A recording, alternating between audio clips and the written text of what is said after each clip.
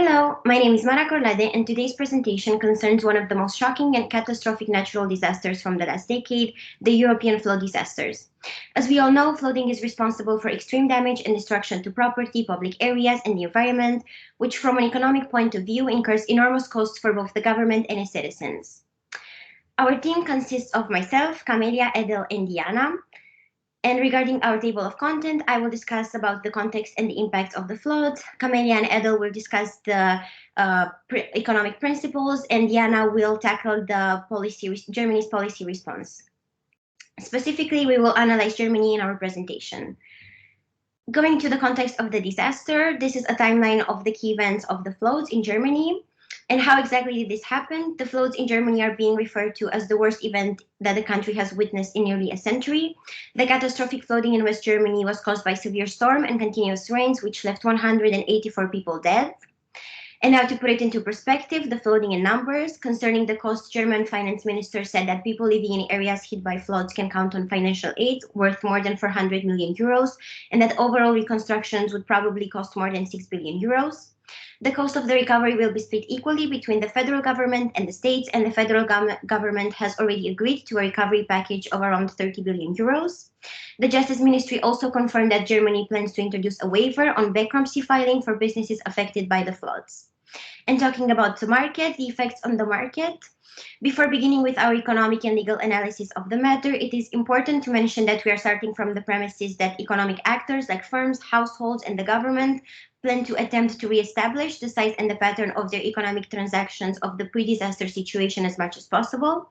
So for this purpose, we believe that the effects on the market will be both of direct and indirect effects.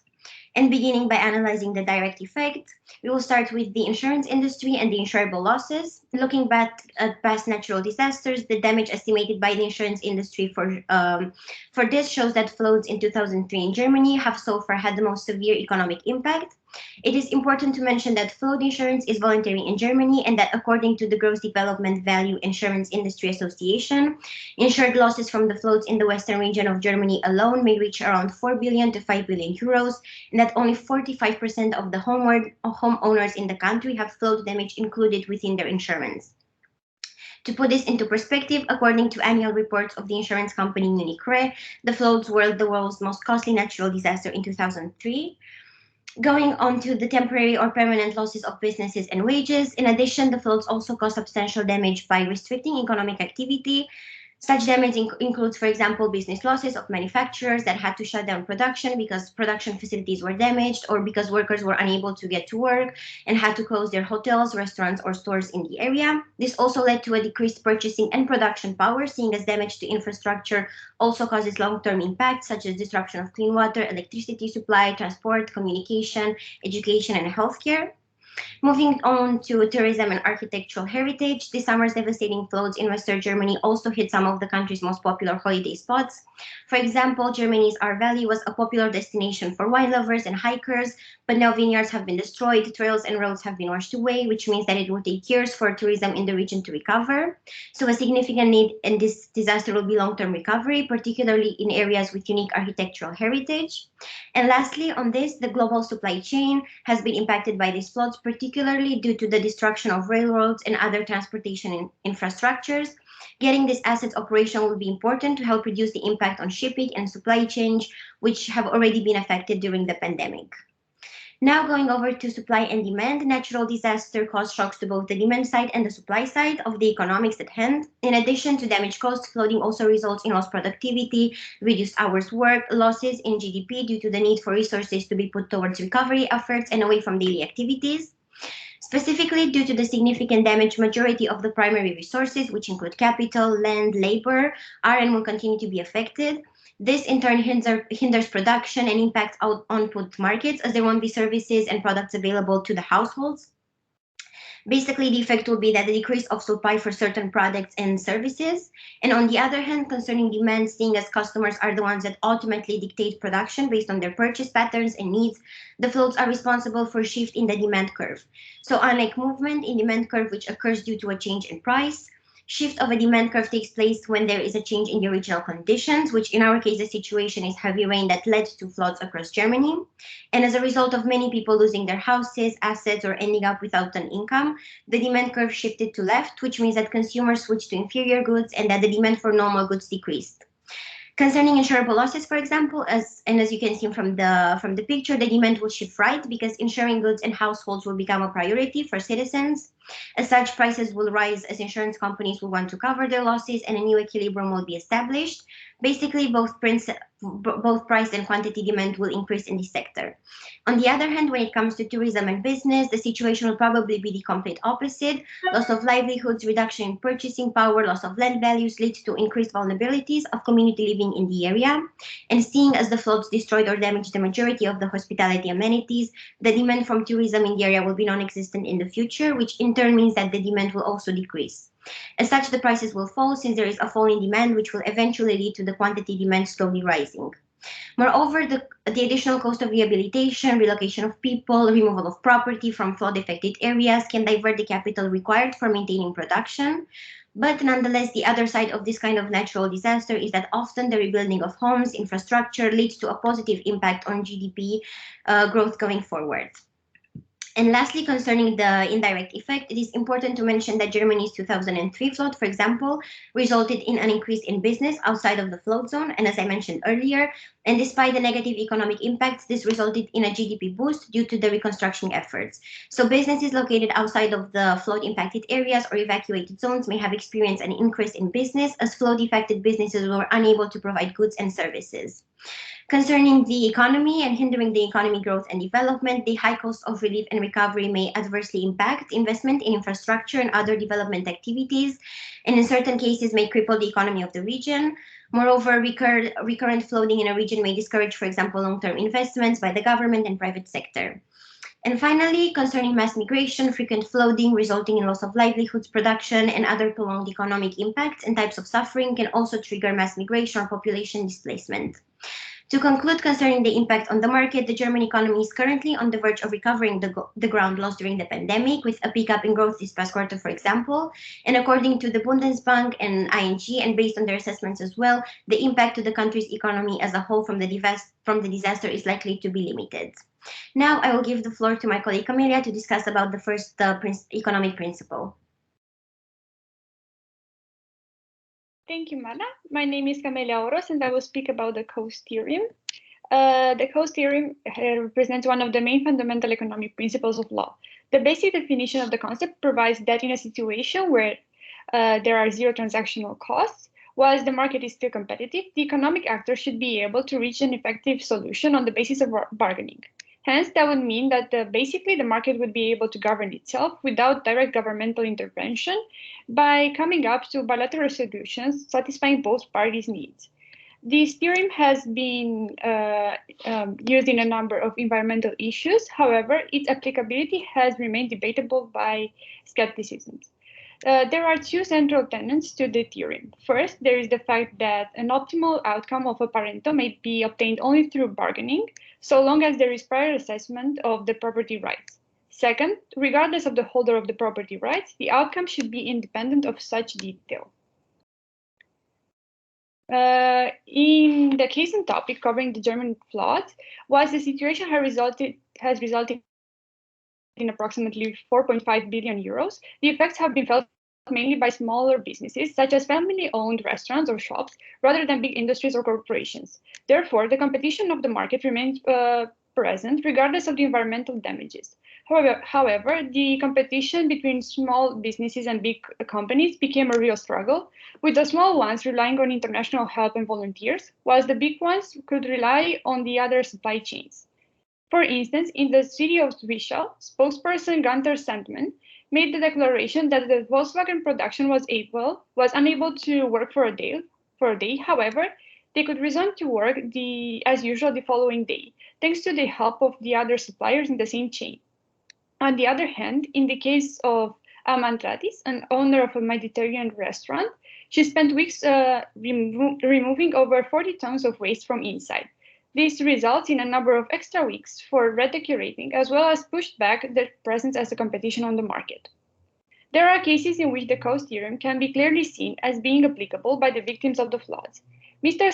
Stodden of Windner had damages of over 1.5 million euros. In his efforts to remain on the market while still being able to repair all of the damages, he negotiated with one of his wine dealers in Singapore to auction a dozen bottles of wine, with all of the proceedings being sent into Mr. Stodden's account in order to keep the collaboration going for future events.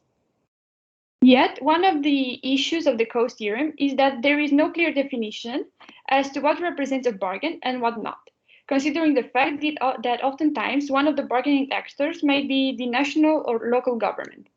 Hence, in a situation such as the one on topic, where there have been emergency aid provided for various reconstruction programs, the governmental party may be put into a position of actor to a bargain rather than a simple aid. Considering the fact that the number of small businesses would be covered differently by the aid, some may try to bargain with the governmental party in order to gain a bigger monetary gain on the basis of their greater position on the economic market from a competition point of view. Therefore, should the government engage in such negotiation, it would raise the question of whether it would be an actor, and so the cost theorem would apply, or if that would represent a governmental intervention on the market. Furthermore, the issue may also be addressed in light of the actual bargaining object and value. For instance, the floods have affected some of the regions in mid-campaign time. Therefore, the future politician representatives had to communicate even further with the population as well as with the businesses, with the hopes of an even more rapid fix to the situation. Therefore, in the situation such as the one in Achweiler, where 60 out of 62 bridges have been destroyed, the shipment of products has been slowed down, as well as access to the number of businesses. Politicians have been quick to promise rapid fixes, as well as further help to a number of victims of the flood in exchange for their votes of the campaign. This raises the question of whether such negotiation represents an actual bargain covered by the cost theorem, which will then help keep the market and competition going, or whether this approach is a mere campaign strategy having no legitimate effect on the market. To sum up, the cost theorem has clearly been applied by a number of small businesses, yet it has partial usage on the overall market, considering the limited economic impacts that the floods had. Moreover, elements of the theorem have been applied in other sorts of negotiations, but the actual inclusion of those bargainings and the actors involved in the scope of the theorem is highly debatable. I will now give the floor to my colleague Edel.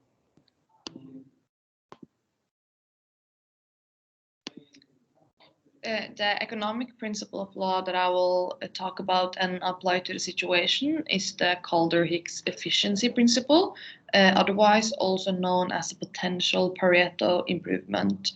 The Calder-Hicks efficiency arises when an action increases the net welfare of society but harms at least one person.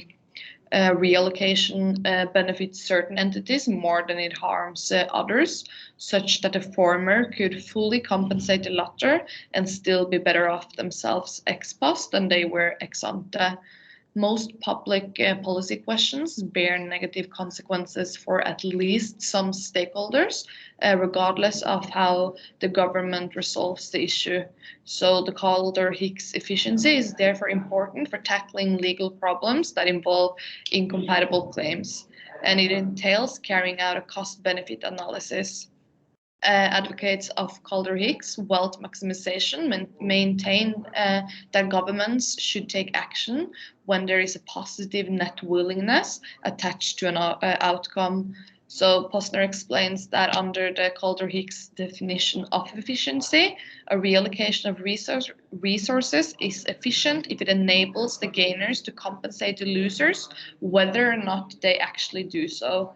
So this is equivalent to wealth maximization.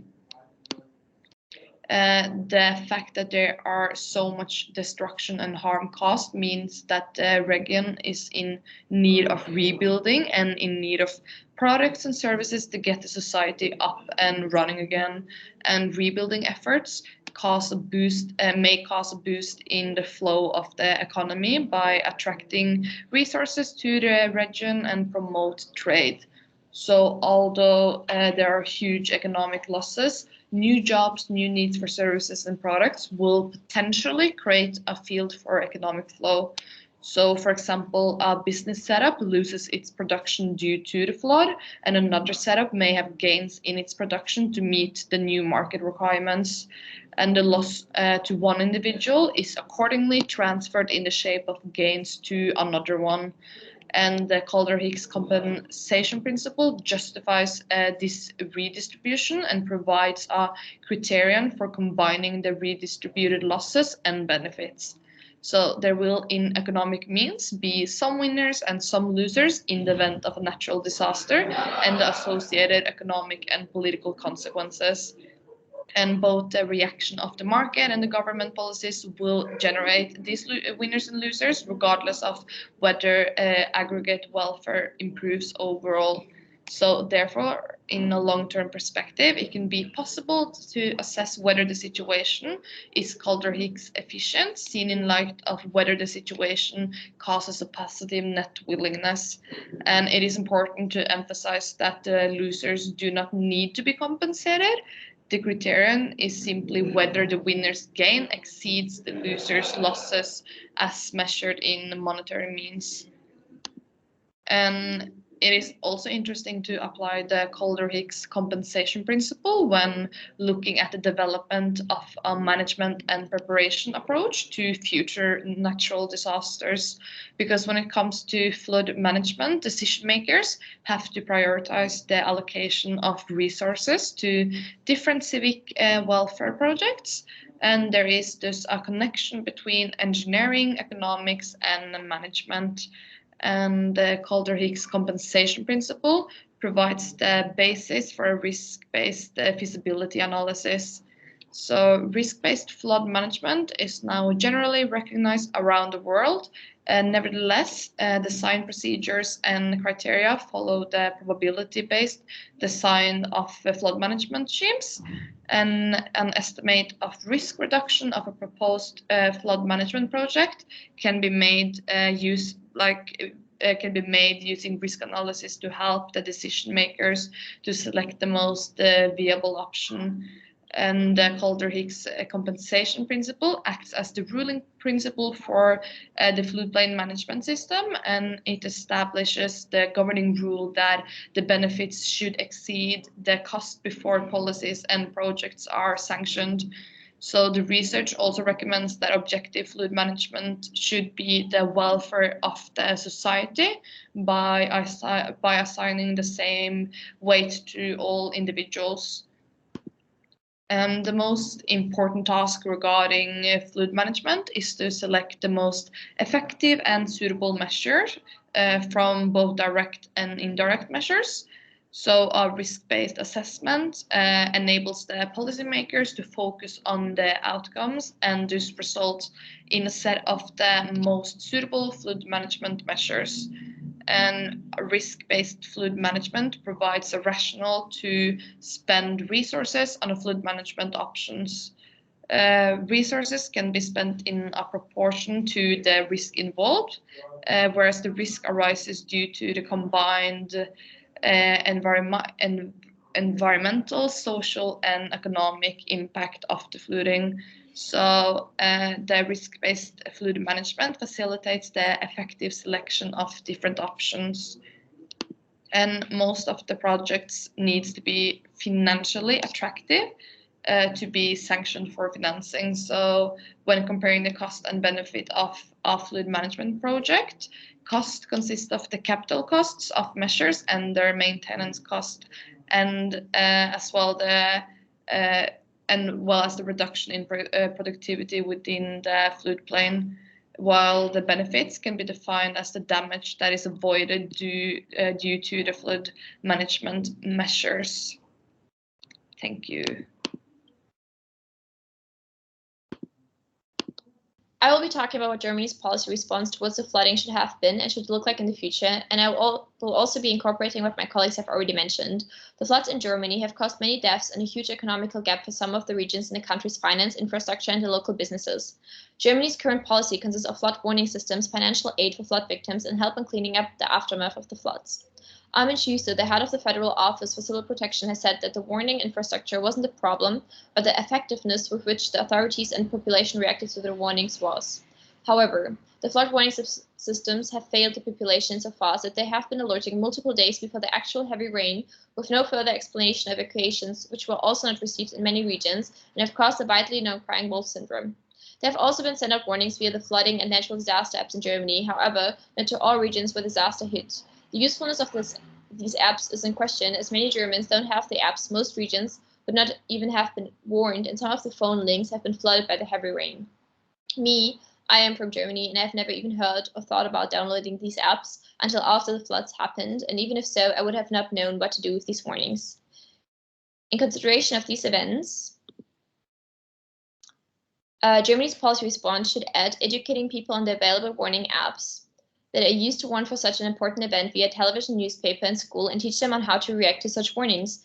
Second of all, improve the local authorities' response time to such events by organizing special troops, controlled and organized warnings, supporting and or evacuating of the endangered population.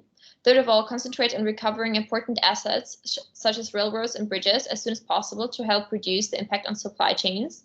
Third of all, invest in risk reduction by investing in improving institutional awareness and preparedness, as disaster risk finance is one of the most important parts of economic recovery after flood disasters. Warn the people properly of the heavy rain by broadcasting it on TV days before and do cell broadcasting, which is an SMS-like warning, as they have in the Netherlands, for example, so they don't get warned by an app which people can choose to download or not. And so far in Germany, this has been refrained from, as there have been data protection concerns. However, in light of the importance of the situation, the decision should be rethought. People, however, do not only suffer from the floodings themselves, but also from the consequences thereafter, such as damaged buildings, damage of local infrastructure, and a huge economic loss for individuals, businesses, and the government. Germany has responded by immediate emergency aid for victims and the local authority support. This, however, has taken a huge economic loss for the government. In every disaster event, the government must prioritize the allocations of resources to different civic welfare projects. The Calder-Hicks principle, as has been explained, is the ruling principle in flood management systems. As my colleague has already mentioned, it helps the decision makers to select the most effective and suitable measure from direct to indirect measures and allocate them with the outcome in mind. This is a very smart and reliable approach to have a systematic allocation. As a strong policy measure, it has to be maintained in all regions, such as governmental aid, where the government prevents regional final demand to drop below its pre-disaster level by preventing the supply shock itself. This can be achieved by governmental aid and regional value added, where local shops and markets are put as one of the sole distributors to its community, for such as that the demand won't drop. Statistics have shown that the stock loss of these local shops has not been the most economic loss, but the demand loss afterwards has been. Therefore, local shops and markets would profit by such means. There should also be a policy change in the direction of prevention of the floodings, meaning policies towards climate change. Thank you very much. This was our presentation. In the following slides, you can see our sources. Thank you and goodbye.